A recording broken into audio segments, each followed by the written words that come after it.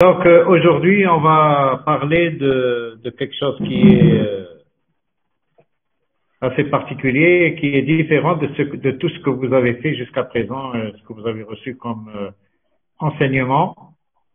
Donc dans le cadre de ce module MED 2, dans lequel vous avez vu qu'il y a un peu tout et n'importe quoi, on va parler un peu de la planification des programmes de santé. Alors pourquoi? Parce que dans votre activité professionnelle future, quand vous serez médecin, quand vous serez dans votre cabinet ou bien dans une structure hospitalière ou bien dans une autre structure où il y a des professionnels de santé, vous allez avoir affaire à ce qu'on appelle des programmes de santé. Donc il faut savoir ce qu'est un programme de santé, c'est pour cela que nous allons le définir, et comment le planifier, comment élaborer un programme de santé. Un programme de santé peut être élaboré à tous les niveaux, à un niveau local, à un niveau régional, à un niveau national, à un niveau international. Mais tout professionnel de santé peut réaliser un programme de santé. Donc c'est pas difficile, on va voir un peu toutes les différentes étapes, mais il faut retenir une chose, c'est quoi la planification? C'est comme dans la vie courante. Vous êtes étudiant en médecine, vous sortez le matin de chez vous, vous allez dire, bon, qu'est-ce que je vais faire de ma journée? J'ai un cours à faire, j'ai un cours à suivre, je vais aller ensuite faire le marché, ensuite je vais aller à la maison. Etc.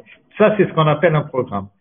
Et comment le planifier? Vous allez planifier en fonction des ressources qui sont disponibles. C'est-à-dire, est-ce que vous avez le temps, est-ce que vous avez de l'argent, etc. Vous allez planifier en fonction des ressources que vous avez, en fonction des priorités que vous avez.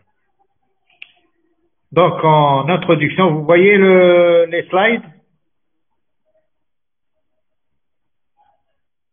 Oui, docteur. Vous voyez le PowerPoint. Donc, la gestion par programme, ce qu'on appelle la gestion par programme, c'est le principe même de la planification sanitaire et autres. C'est-à-dire, ce n'est pas uniquement en santé qu'on va faire de la planification, mais on fait de la planification en économie, en démographie, en sociologie, en industrie, en tout ce que vous voulez. Vous avez vu que même dans un gouvernement, dans un pays, un ministère, il peut y avoir un ministère de la planification, chargé d'élaborer tout ce plan. Donc ce concept est déjà un concept qui est très ancien, depuis des années et des années, qui est utilisé un peu par tout le monde. Pourquoi il est utilisé par tout le monde, la planification? Parce qu'il n'y a pas suffisamment de ressources pour pouvoir répondre à l'ensemble des besoins. On n'a pas suffisamment de moyens, on n'a pas suffisamment d'argent, on n'a pas suffisamment d'infrastructures, etc. pour réaliser ce qu'on veut faire. C'est pour ça qu'on est obligé de faire une rationalisation des choix budgétaires. C'est-à-dire qu'on doit choisir qu'est-ce qu'on peut faire avec l'argent dont on dispose. C'est ça finalement la planification. Rationaliser les choix budgétaires.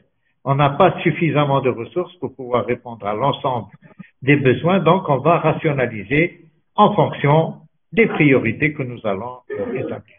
Donc, le but de la planification sanitaire, c'est d'abord relier les ressources aux objectifs.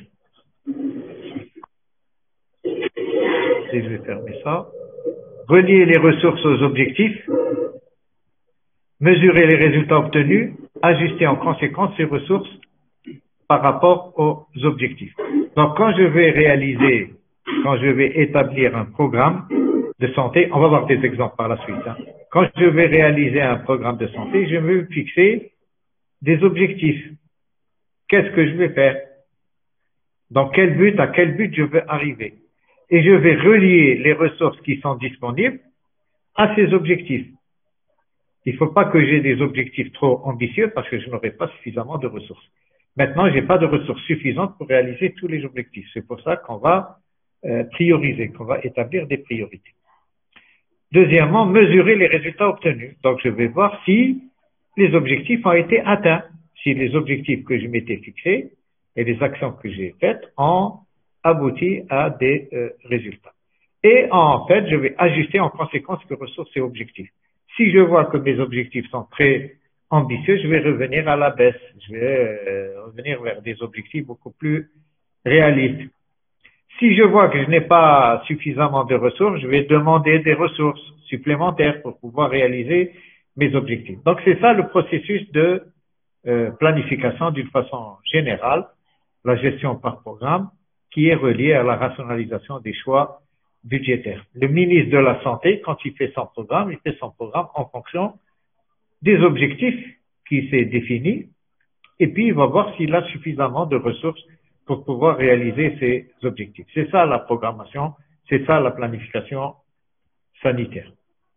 Alors, les tâches essentielles que l'on va se fixer pour réaliser un programme, pour réaliser une programmation sanitaire, il s'agit de définir des objectifs clairs et précis. On ne va pas aller comme ça du jour au lendemain dire voilà ce qu'on va faire, etc. Mais il faut définir d'une façon précise vers quoi on veut aboutir, vers quoi on veut arriver. Aujourd'hui, je vais aller à Oran. Je ne vais pas dire je vais prendre la voiture et prendre la route pour aller n'importe où. Je vais aller à Oran. C'est un objectif. Donc, on va analyser les objectifs et puis ensuite, on va décrire un ensemble d'activités, un ensemble de ressources qui sont nécessaires pour réaliser ces objectifs. Et comme je vous l'ai dit tout à l'heure, on va analyser ces relations, ces différents éléments. Donc, vous voyez que dans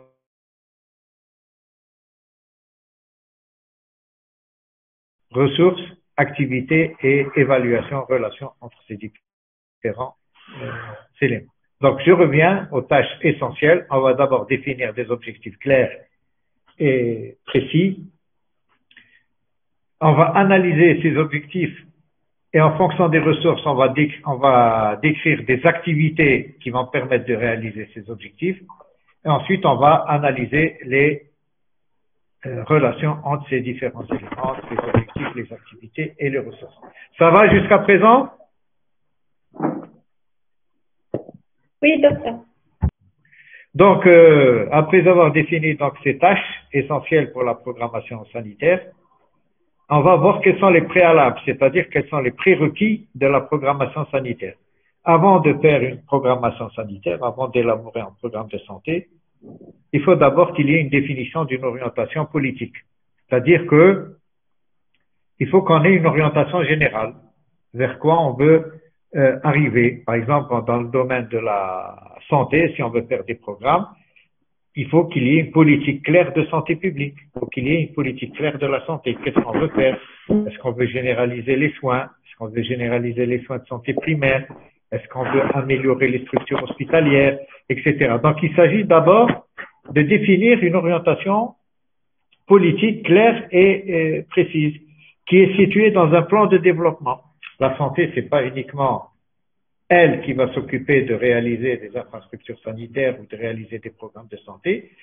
Elle se situe dans un programme de développement, dans un plan de développement général d'un pays qui est établi, par exemple, par le gouvernement. C'est un ensemble. La santé fait partie d'un ensemble, par exemple, d'un ensemble de gouvernements. Donc, avant toute programmation sanitaire, il faut essayer de définir quelle est l'orientation politique et la situer dans un plan de développement général du pays. Dans le domaine de la santé, par exemple, l'orientation politique qui est généralement admise, c'est de fournir à la population des réponses à leurs besoins de santé. Quels sont les besoins de santé de la population et quelles sont les réponses qu'on doit donner pour répondre donc à cette demande, à ces besoins de santé. Et la situer dans un plan de développement, c'est le plan de développement socio-économique. Quand on réalise des programmes de santé, c'est pour améliorer la santé de la population, donc c'est pour améliorer le développement, pour que ça contribue au développement d'un pays. Alors, la programmation sanitaire, c'est d'abord le champ de la santé communautaire. C'est quoi la santé communautaire?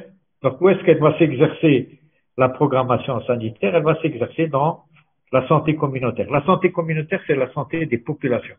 C'est la santé de la communauté. En santé publique, on ne s'intéresse pas uniquement à l'individu, mais on s'intéresse à la population en tant que telle. La population qui est le regroupement des individus, le regroupement des citoyens. Et quand on est à un niveau, par exemple, ministériel, à un niveau national, on s'occupe de la santé, pas de l'individu, mais de la santé de la population en général. Donc la programmation sanitaire s'applique, par exemple, si on prend le terme de la médecine, elle s'applique au terme de la médecine collectiviste, c'est-à-dire communautaire, la médecine populationnelle, et pas la médecine individuelle qui regarde uniquement un individu. Je ne sais pas si vous avez fait un cours avec moi en épidémiologie, où on parlait de ça, où on parle de ça. Quelle est la différence entre la médecine individuelle, la médecine curative et puis la médecine préventive qui s'intéresse à toute la population. Vous avez fait le cours d'épidémiologie avec moi ou non? Non, docteur. Non, docteur. Eh ben, c'est dommage. Alors, comment est-ce qu'on va définir ces objectifs? On va les définir en termes de deux choses. Modification de l'état de santé et modification du comportement relatif aux soins de prévention. C'est-à-dire un objectif est défini en termes de modification de l'état de santé.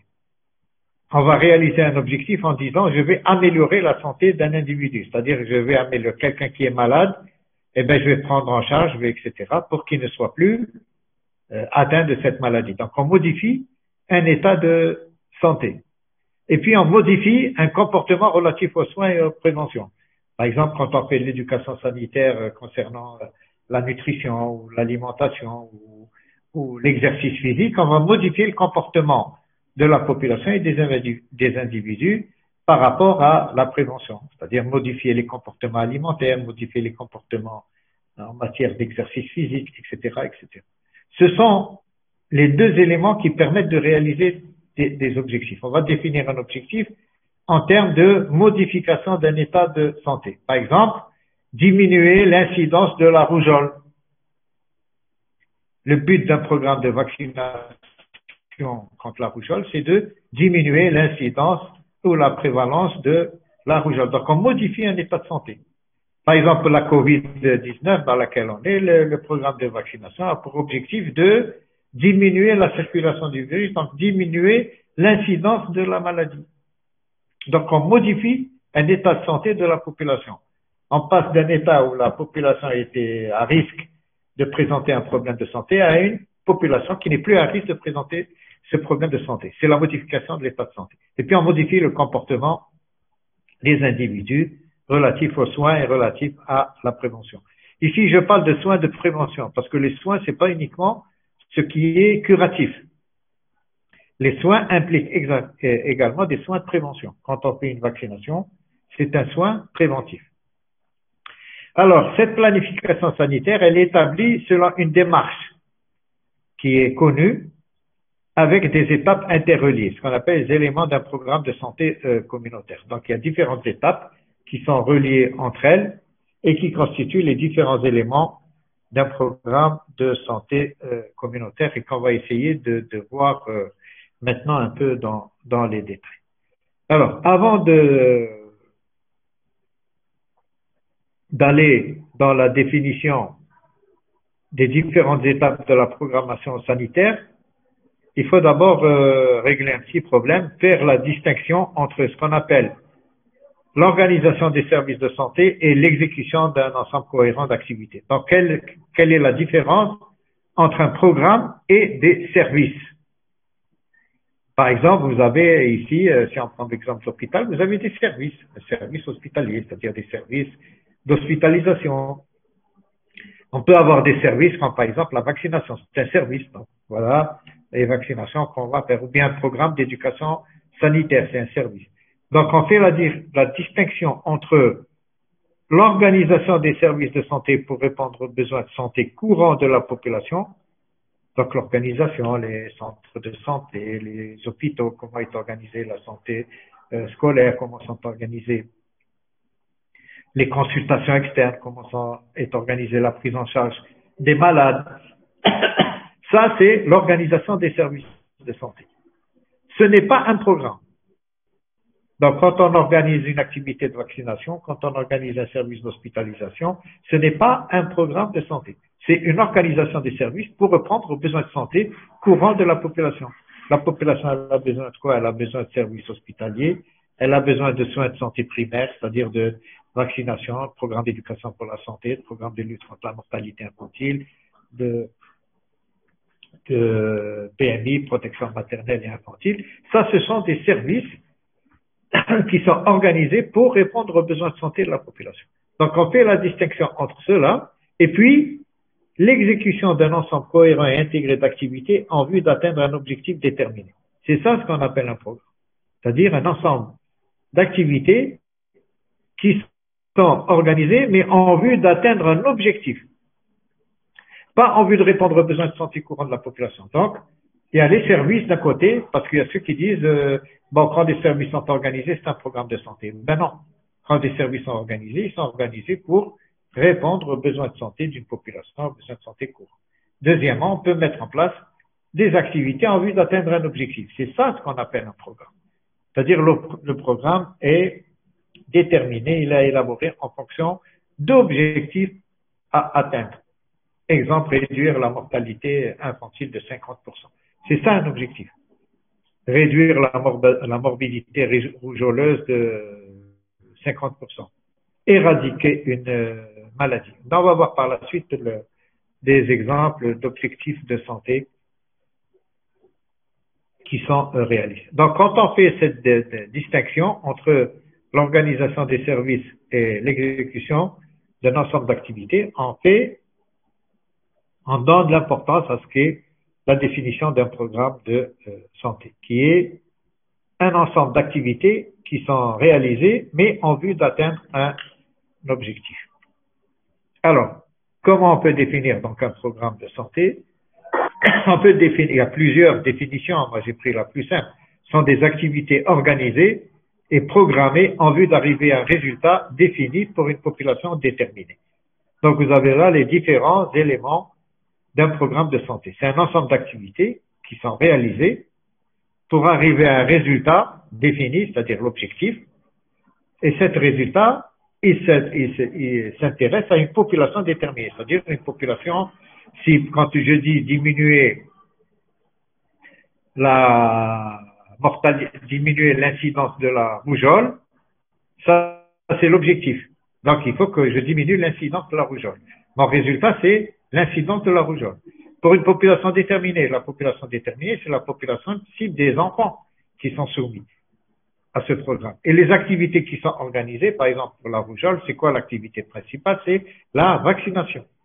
Donc j'organise des vaccinations pour arriver à un résultat défini pour une population déterminée, c'est-à-dire pour diminuer l'incidence de la rougeole dans la population infantile. Voilà ce que c'est un programme. Bon, ça c'est un programme un peu spécifique, mais on peut parler par exemple du programme de lutte contre la mortalité infantile. Donc le résultat, c'est la mortalité infantile, c'est le taux de mortalité infantile. Et je dis dans mon programme, l'objectif de mon programme est de diminuer de 50% la mortalité infantile dans un délai de 5 ans.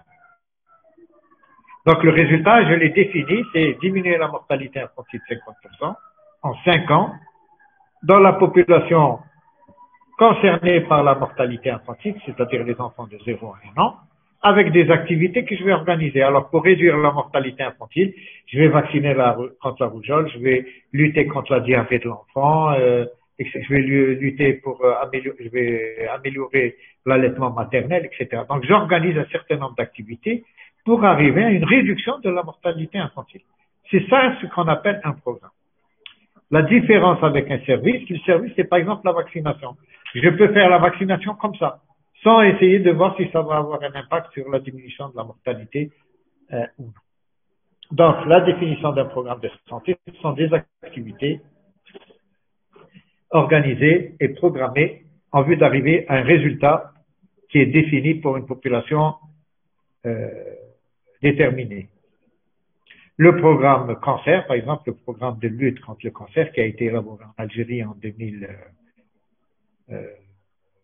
2015 jusqu'en 2019, c'est un programme de 5 ans, donc comportait un certain nombre d'activités qui étaient réparties selon les différents éléments du programme, la prévention, le dépistage, les soins, la radiothérapie, etc. Pour une population déterminée, la population générale, particulièrement, le but c'était de Le résultat, c'était de diminuer un peu le fardeau du cancer, soit en termes d'incidence, soit en termes de prise en charge des malades. Alors, les objectifs, les éléments fondamentaux d'un programme, comme vous venez de le voir, c'est les objectifs, les résultats, les activités, les ressources et la population cible. Donc, on va essayer de les voir un par un. Qu'est-ce que c'est qu'un objectif? Les résultats, c'est quoi? Les activités, c'est quoi? Quelles sont les ressources à mettre en œuvre et quelle est la population cible? Donc, vous voyez que c'est pas facile. Quand vous dites à un ministre de la Santé qu'est-ce qu'il doit faire, eh bien, un ministère de la Santé, il doit élaborer des programmes de santé. Et élaborer des programmes de santé en fonction d'une situation sanitaire existante et en fonction des ressources dont il dispose et en fonction de la population cible prioritaire. Il est clair qu'en Algérie, par exemple, quelle est la population cible? Je vous pose la question que dans les programmes de santé, quelle est la population cible? Donnez-moi un exemple de population cible.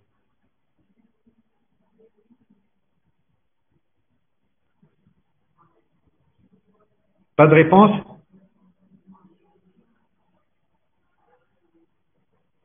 Vous m'entendez toujours?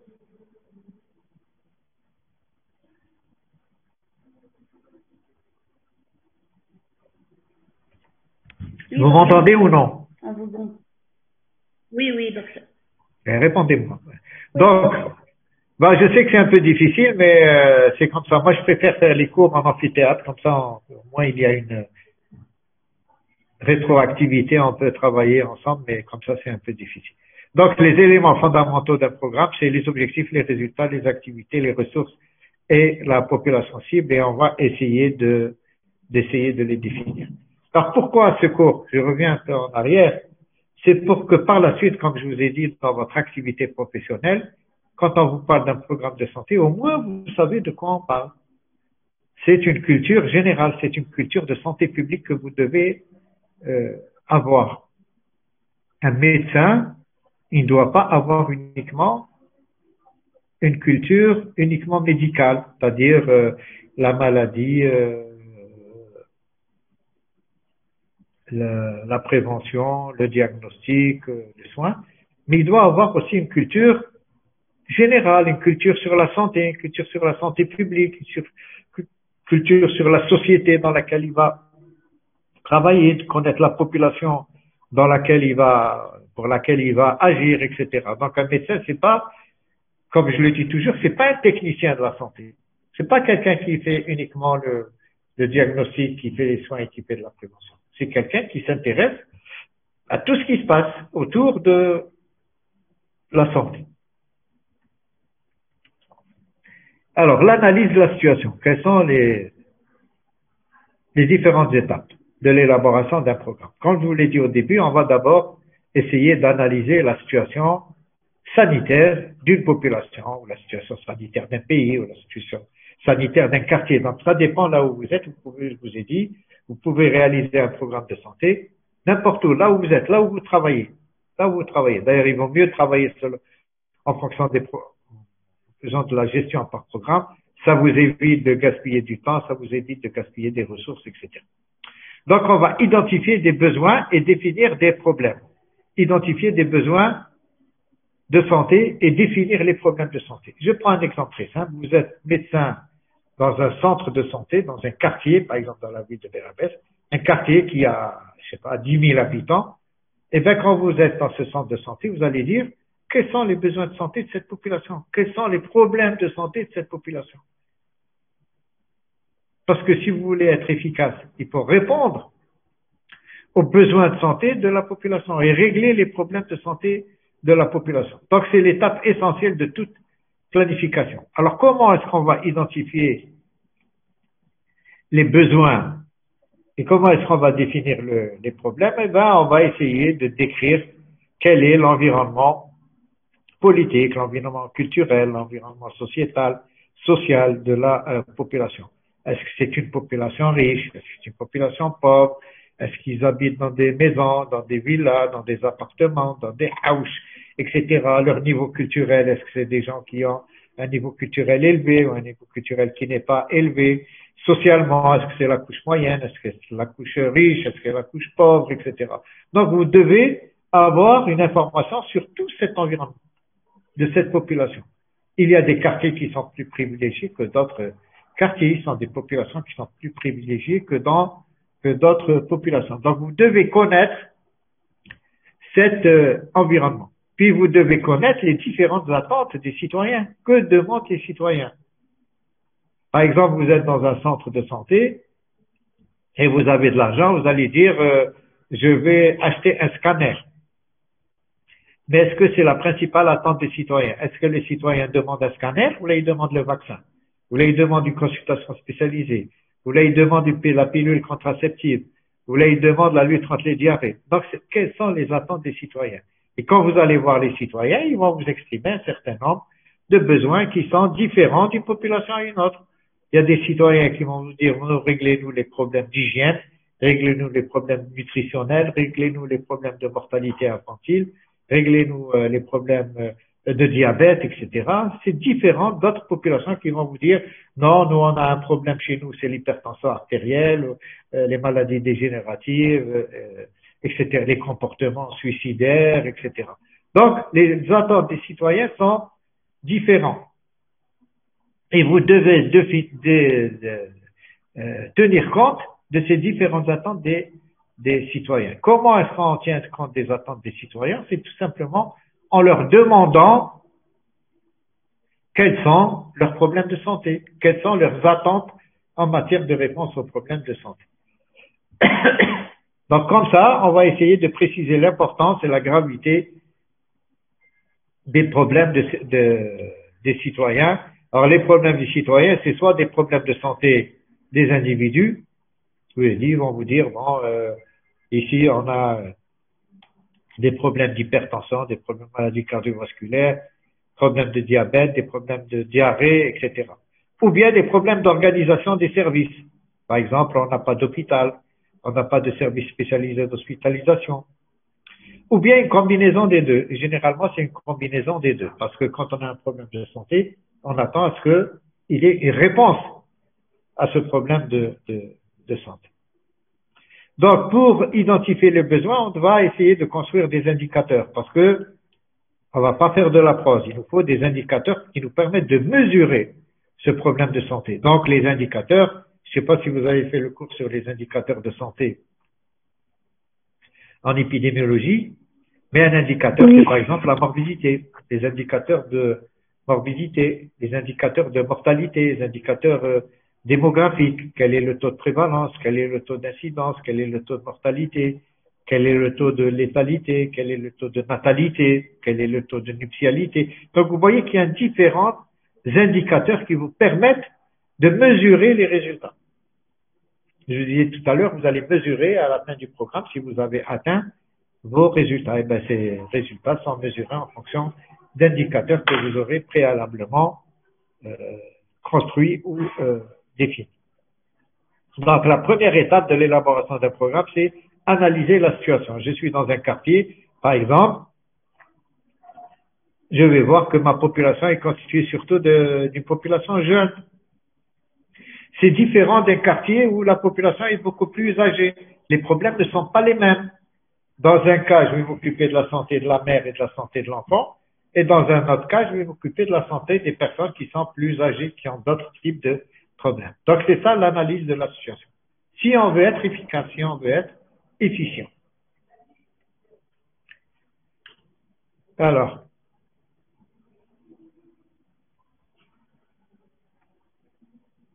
ces indicateurs dont on parle, donc, sont construits à partir de différentes données, comme je vous l'ai dit, soit des données démographiques,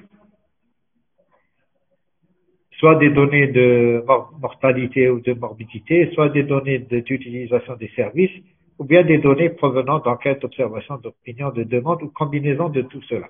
Alors, c'est quoi? Je vais construire des indicateurs, ou bien je vais utiliser des indicateurs démographiques, c'est-à-dire le nombre d'habitants, la proportion de femmes par rapport aux hommes, le taux de fécondité, le taux de natalité, le nombre moyen d'enfants par femme, etc., etc. Alors, toutes ces données sont fournies par les recensements de population ou bien par des registres de population ou bien par des estimations.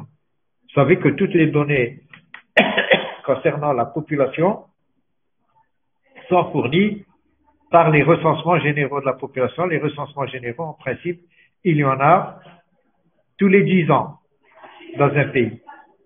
Et entre les recensements, on fait des estimations. Vous avez des données concernant la morbidité, c'est-à-dire la maladie, le nombre de malades, l'incidence, la prévalence, l'handicap, les invalidités, etc. L'hospitalisation, le nombre de complications. Et puis les données concernant la mortalité générale, la mortalité infantile, la mortalité maternelle, la létalité, c'est-à-dire le nombre de décès en fonction de la maladie, la mortalité spécifique. Donc tout ça, ce sont des indicateurs. L'espérance de vie à la naissance. Qu'est-ce que c'est l'espérance de vie à la naissance? Vous connaissez ou non? Vous savez ce qu'est l'espérance de vie? Oui, docteur. Vous connaissez? Oui. Eh ben voilà, par exemple, l'espérance de vie à la naissance, c'est le nombre probable d'années qu'on va vivre à partir d'un certain âge, soit de la naissance, soit à partir d'un certain... Elle est combien l'espérance de vie à la naissance en Algérie? Elle est combien? 312. Pardon? 72 ans? Elle est 73 ans. 73 ans en moyenne. Elle est plus élevée chez la femme, 75 ans, que chez l'homme, 70 ans, parce que l'homme est soumis à des risques plus élevés de décéder plus tôt. Alors, ces indicateurs donc, sont construits à partir d'un certain nombre. Excusez-moi, je vais chercher un peu d'eau.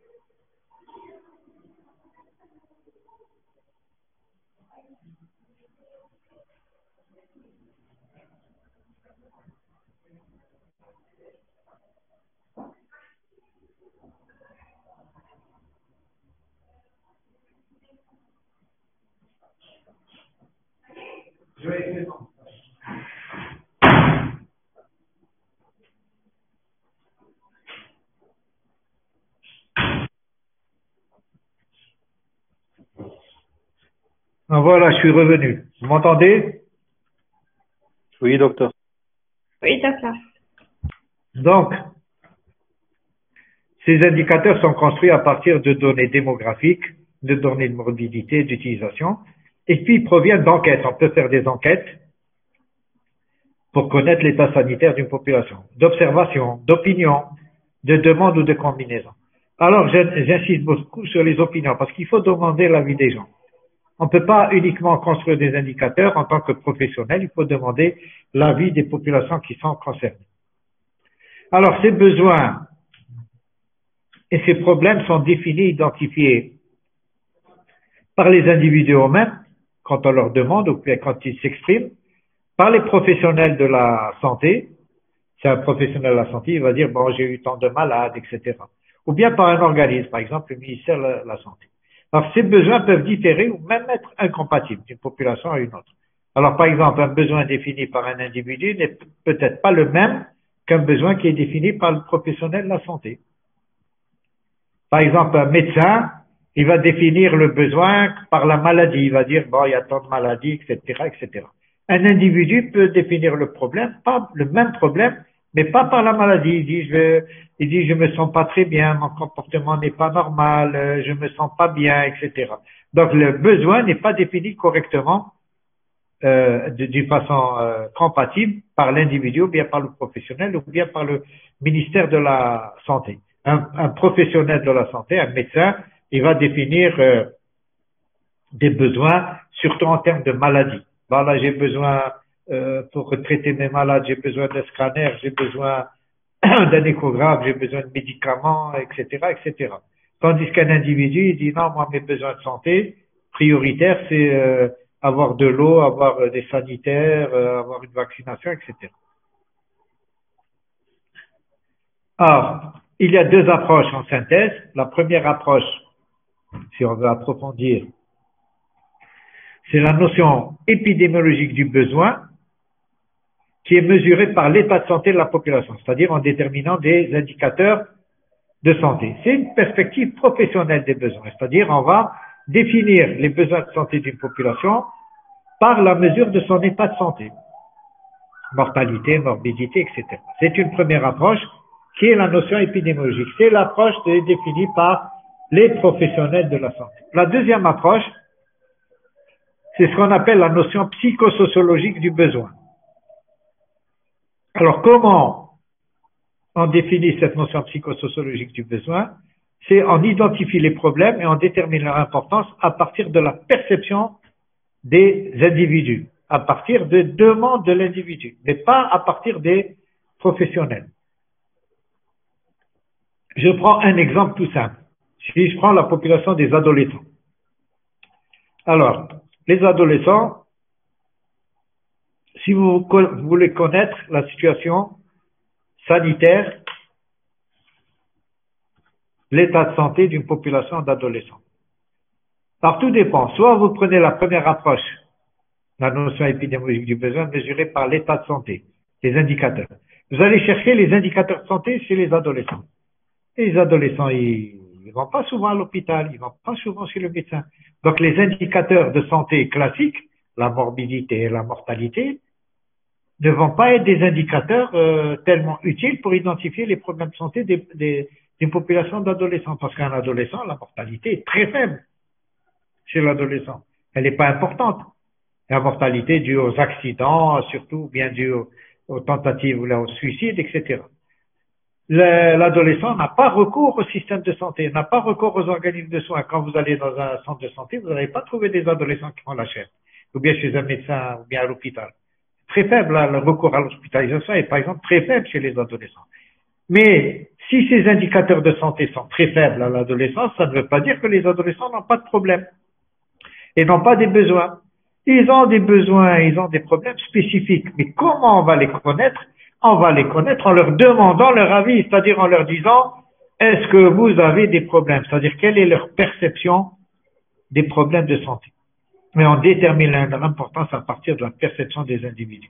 C'est ce qu'on appelle la santé perçue. Quand vous voyez un adolescent, vous allez lui dire comment vous vous sentez, il va vous dire je suis bien, je suis pas bien, etc.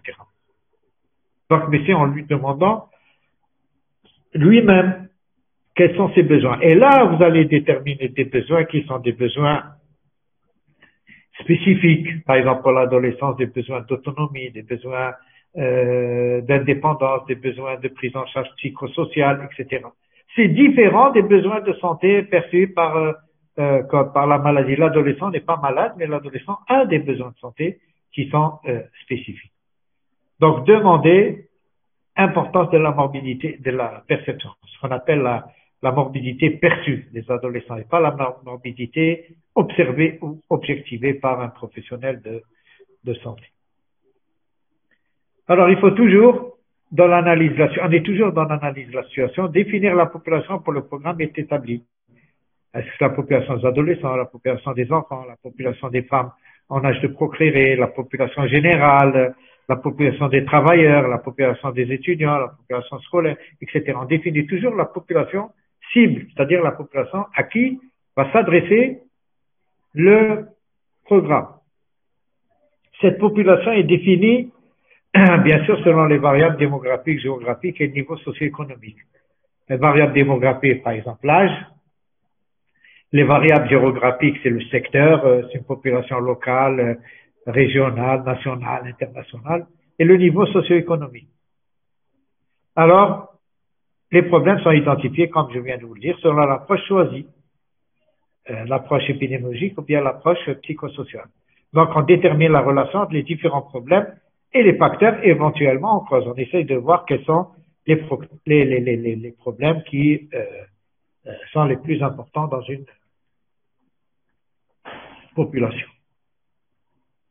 La deuxième étape d'un programme de santé, après avoir, donc vous avez, dans une première étape, défini la situation sanitaire de votre population. C'est une population que vous allez définir par un certain nombre d'indicateurs. Vous allez dire c'est une population jeune, c'est une population âgée, voilà les indicateurs de morbidité, voilà les principaux besoins de santé recensés dans cette population, voilà les différents problèmes de santé recensés dans cette population. Il faut savoir que un problème de santé est toujours lié à un besoin de santé.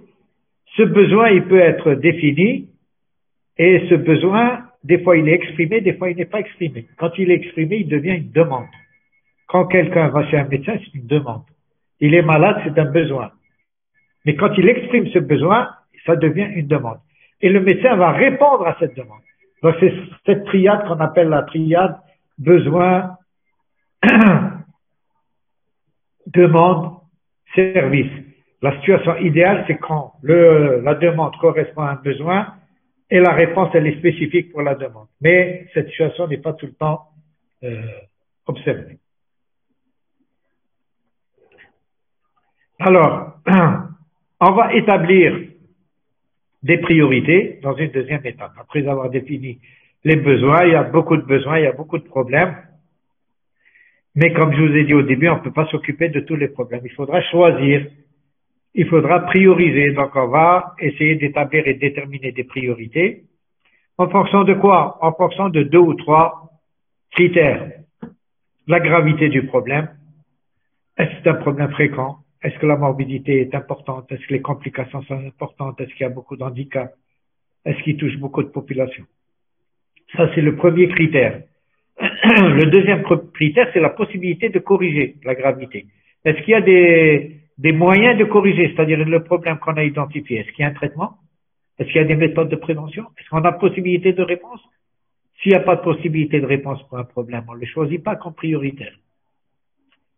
Si le problème, c'est le cancer, par exemple, qui a été défini sur une population, et si on n'a pas de possibilité de diminuer la morbidité, c'est-à-dire si on n'a pas la possibilité d'avoir des traitements, ou bien si on n'a pas la possibilité de faire la radiothérapie, etc., le problème n'est plus prioritaire, même si c'est un problème important. Il est prioritaire si on a la possibilité de le corriger.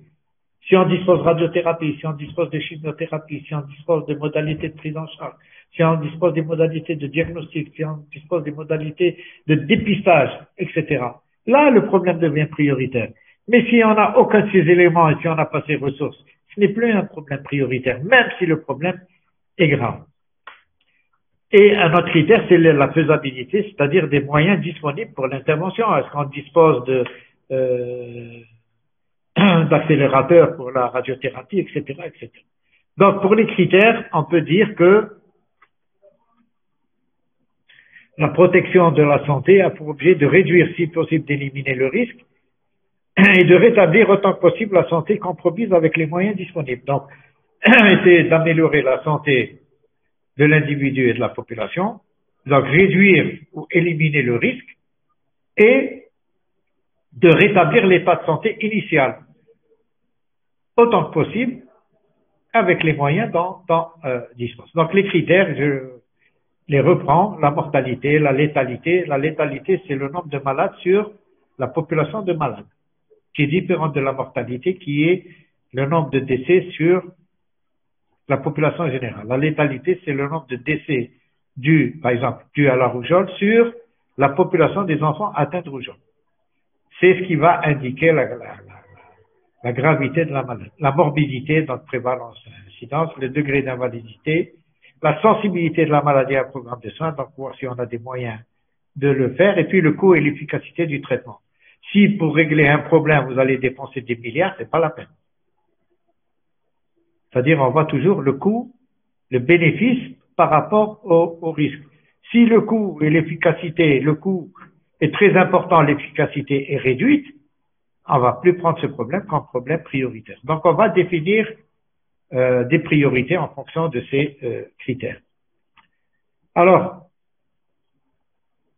les critères, pour revenir toujours aux critères de définition des priorités, on le fait toujours par consensus, c'est-à-dire les critères ne sont pas étudiés uniquement par un individu, mais ils sont étudiés par un groupe. Et on va chercher le point de vue de chacun, notamment des populations qui sont concernées, pour pouvoir établir la liste des priorités. Troisième étape, détermination des objectifs. Donc, la définition des objectifs suit logiquement le choix des priorités. Quand on a choisi les priorités, on va déterminer les objectifs. Donc, les objectifs qui sont pertinents, ça veut dire en relation avec les priorités, doivent permettre la réalisation des actions prioritaires. Donc, on va définir la population cible, les moyens correspondent aux activités qu'on va réaliser. Quant aux objectifs, quant à eux, ils correspondent aux états à atteindre chez la population cible. Je vous ai dit, diminuer la mortalité, diminuer la morbidité, modifier les comportements. Donc, c'est ça ce qu'on appelle un objectif à atteindre. Donc, je reviens toujours, le choix des priorités et la définition des objectifs sont réalisés par consensus, comme je vous ai dit, par un groupe de décideurs qui vont décider, qui vont élaborer le programme. Ils vont par des techniques différentes. La technique du groupe nominal, la technique Delphine, mais on n'a pas le temps de voir tout ça. Ce sont des techniques, c'est un ensemble de sujets qu'on va réunir, de professionnels, et puis qui vont discuter du programme en fonction, et qui vont établir les priorités. Dès qu'ils établissent les priorités, ils établissent des indicateurs. Donc, ils précisent les indicateurs et les définir. Donc, des exemples d'objectifs: réduire le taux de morbidité, de mortalité de temps de X%. Par exemple, réduire le taux d'incidence de la rougeole de 50%. Réduire le taux de mortalité infantile de 25%. Réduire la prévalence du cancer du sein chez la femme, etc., de 10% en 5 ans. Donc, un objectif, il est élaboré en fonction d'indicateurs qui sont mesurables pour voir si on a atteint les résultats, si on a atteint les objectifs ou les a pas atteints. Autre objectif, par exemple, déterminer la proportion de femmes devant suivre un programme de santé durant leur grossesse. Par exemple, dans la protection de la santé de la femme enceinte, on dit déterminer à propos. L'objectif de ce programme est de permettre à 20% des femmes enceintes de suivre un programme de santé. Ou bien à 30%, ou bien à 50%, etc. Donc, un objectif est un objectif qui est toujours quantifiable, qui est toujours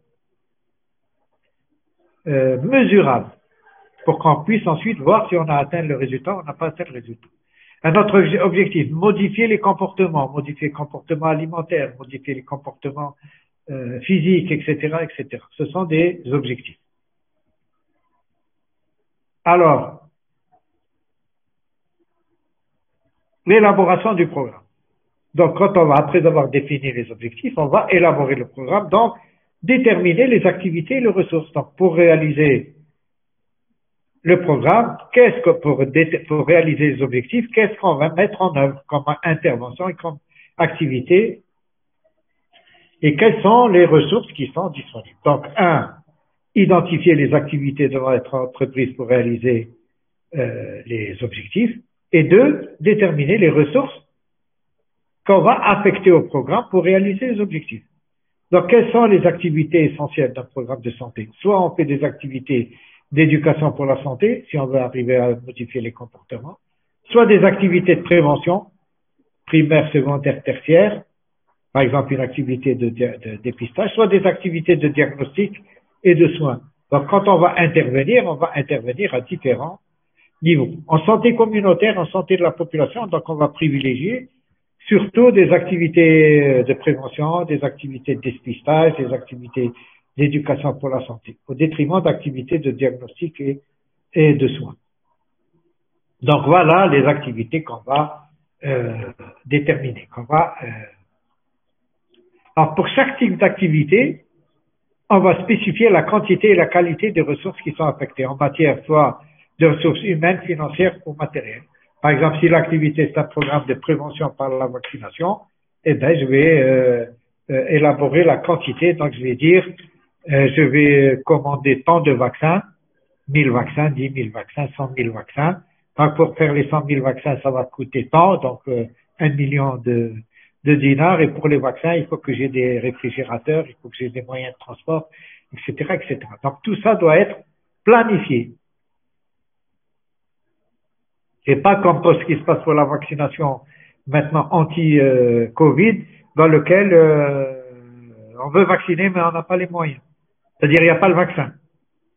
Et c'est mal organisé, il n'y a pas les ressources financières, etc., etc. Donc les moyens, donc par exemple pour la vaccination Covid, le ministère dit, faut vacciner en priorité les personnes âgées avec comorbidité et puis le personnel de santé.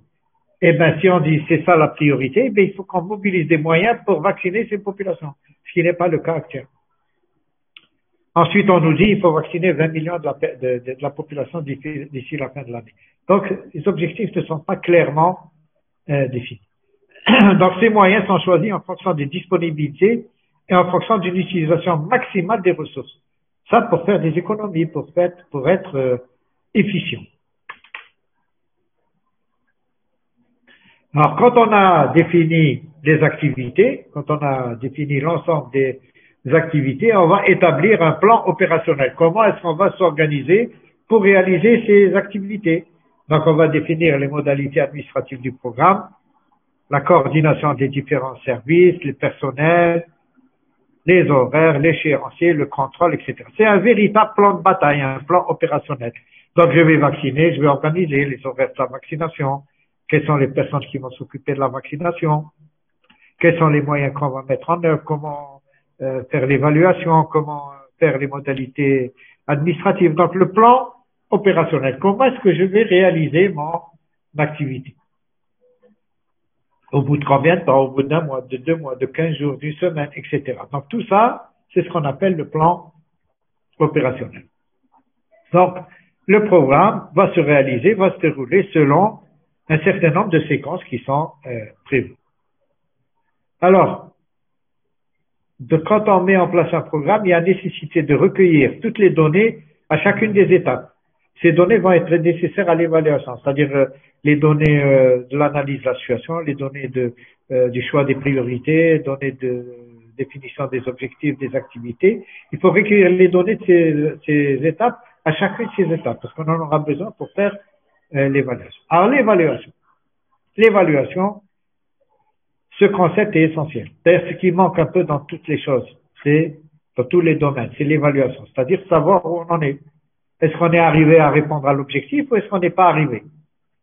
Donc l'évaluation permet de vérifier l'atteinte des objectifs du programme. Est-ce qu'on est arrivé? Est-ce que si l'objectif disait qu'il faut diminuer de 50% la mortalité infantile, est-ce qu'on a vraiment diminué la mortalité infantile quand on calcule l'indicateur à la fin du programme et on voit par rapport à l'indicateur au début du programme? Alors, l'évaluation permet d'identifier les éléments responsables de la réussite ou de l'échec du programme. Donc, elle suppose l'utilisation d'indicateurs permettant de réaliser cette évaluation. Alors, l'évaluation est très importante. Elle se fait tout le long du processus. Donc, il faut faire la distinction entre l'évaluation des résultats et l'évaluation du processus. L'évaluation des résultats, comme je vous l'ai dit, c'est de voir, par exemple, si la situation a été améliorée. Si la mortalité infantile a diminué ou n'a pas diminué. Alors, c'est l'efficience du programme, c'est-à-dire est-ce que le programme a été correctement fait.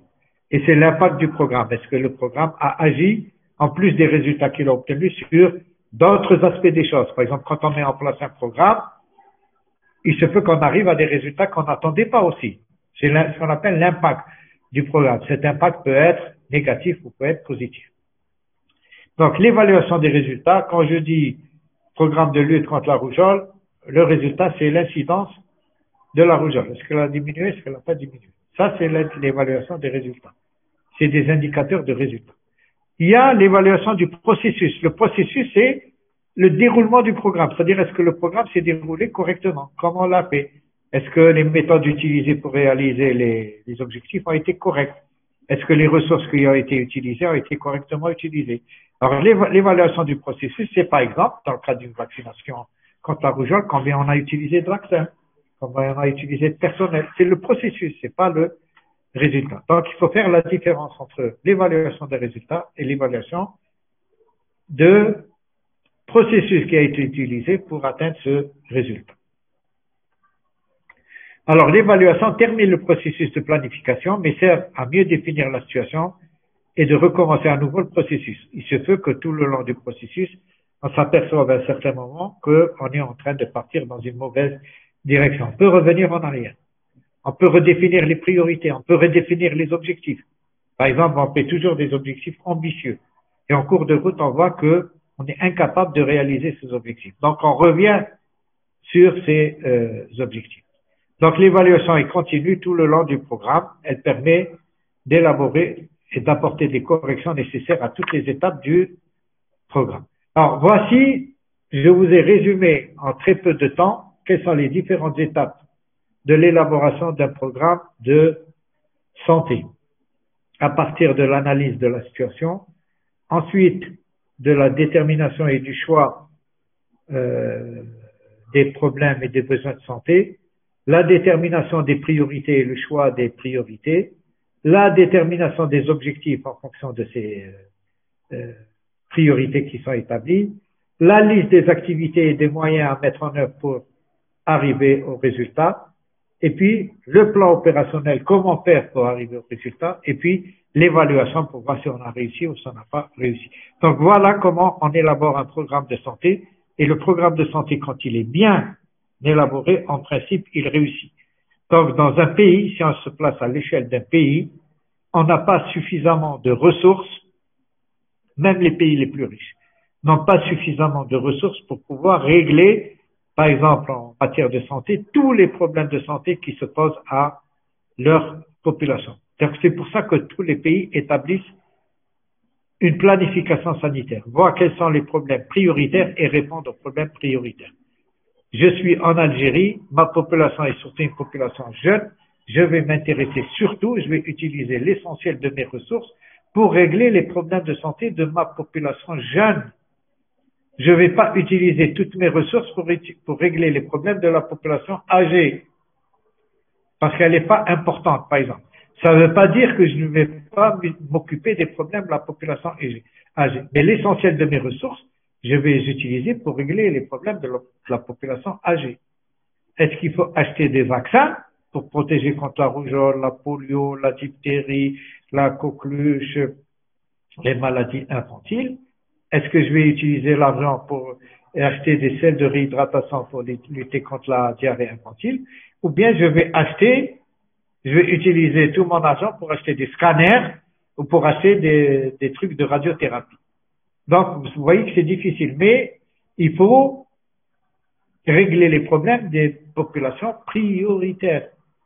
Vous voyez que dans les pays développés, qui ont une population âgée qui est importante, avec des problèmes de santé importants, ils s'occupent beaucoup plus des populations âgées, qui ont des tas de problèmes, parce qu'avec l'espérance de vie qui augmente, etc., il y a des problèmes de plus en plus importants dans la population. Mais ils s'occupent, ça ne veut pas dire qu'ils ne s'occupent pas des populations plus jeunes, mais ils s'occupent prioritairement des populations âgées.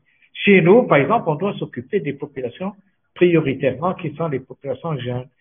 La population des enfants, la population des adolescents, la population des adultes jeunes, la population des femmes en âge de procréer, etc. Ce sont les populations prioritaires et les problèmes de santé sont les problèmes de santé prioritaires. Ça ne veut pas dire qu'on ne va pas s'occuper des problèmes de santé des autres catégories de population, mais il faut faire la part des choses. Dans un hôpital, quand les ressources sont limitées, est-ce qu'il faut surtout utiliser les ressources, par exemple en termes de médicaments, pour les médicaments anti-cancer, ou bien pour les sels de réhydratation orale et les laits de l'enfant et les sérums pour lutter contre la diarrhée infantile, ou bien pour les produits pour les malades de l'hémodialyse, ou bien pour lutter contre l'interféron pour les hépatites virales, etc., etc. Donc c'est un problème des fois difficile à résoudre, mais qu'il faut résoudre. Et quand on fait une gestion par programme, on essaie de résoudre les programmes. Alors quelques mots sur les indicateurs de santé, parce que ça c'est un cours général d'épidémiologie qu'on devrait faire. Donc dans ce processus de planification sanitaire, on considère tout comme indicateur de santé toute donnée ou regroupement de données permettant d'identifier, de qualifier, de quantifier une situation particulière et les modifications apportées à cette population. Donc, comme je vous ai dit, il y a les indicateurs démographiques. Alors, ces indicateurs démographiques constituent les dénominateurs des indicateurs de santé. Par exemple, quand on dit taux de mortalité, cet indicateur, c'est un rapport. Au numérateur, vous avez le nombre de décès, et au dénominateur, vous avez la population. Donc, les données démographiques constituent les dénominateurs des indicateurs. On peut identifier des sous-groupes de population, les caractéristiques, la natalité, etc., etc. Ça, c'est pour les données démographiques. Les données de santé, il y a d'abord ce qu'on appelle les mesures négatives de la santé, c'est-à-dire la morbidité et la mortalité, parce que quand vous dites le nombre de décès, le nombre de malades, ça reflète pas la santé, ça reflète pas la santé positive, ce qu'on appelle la santé négative. C'est au contraire ce qui est négatif. On ne devrait pas avoir de décès prématuré. Tout le monde décède à un moment donné. Mais la mortalité prématurée n'est pas acceptable. Et puis les données de morbidité. Donc il y a ces mesures négatives, mais pour apprécier le niveau de santé de population, il ne faut pas uniquement se baser sur les mesures négatives. On peut se baser sur les mesures positives qui sont la perception d'état de santé, comment se sent la population, est-ce qu'ils se sentent bien, est-ce qu'ils se sentent pas bien. Quand vous rencontrez quelqu'un le matin, vous allez lui dire, vous allez bien, Kerak, ça va, la baisse, ça va, il va vous dire ça va, oui, il va vous dire ça va pas. C'est ça la perception de la santé. Et puis l'espérance de vie, liée à la santé, l'espérance de vie en bonne santé, la qualité de vie liée à la santé. C'est maintenant des indicateurs nouveaux qui permettent de voir ce qui se passe au niveau d'une population. Et puis vous avez enfin les données d'utilisation des services, qui sont l'organisation des services, l'accessibilité, l'acceptabilité, les effectivités professionnelles des institutions, etc. Donc ce sont les trois ensembles d'indicateurs qu'on va utiliser pour refléter la situation sanitaire d'un pays. Donc voilà, je suis arrivé à la fin de ce cours très rapidement. J'ai parlé pendant 40 minutes, je suis fatigué, j'arrive plus à parler. Est-ce que vous avez compris l'essentiel? Oui, docteur. Hein? Oui, docteur. Vous avez des questions?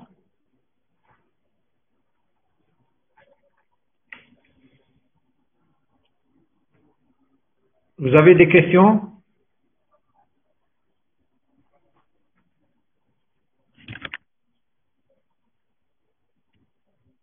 Sur les 68 participants, il n'y a pas de questions? C'était clair, docteur. Pardon?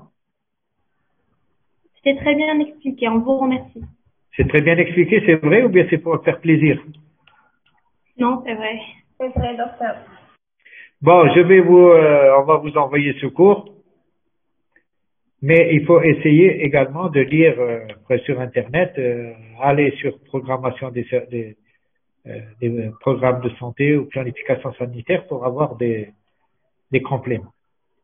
Voilà, c'est dommage qu'on n'a pas eu de cours dans le module d'épidémiologie parce que je fais normalement 2 cours et cette fois-ci, je sais pas, on ne les a pas donnés. Je sais pas pourquoi, pour discuter de tout ça. Vous avez fait le module d'épidémiologie? Oui, docteur. Eh ben, c'est dommage.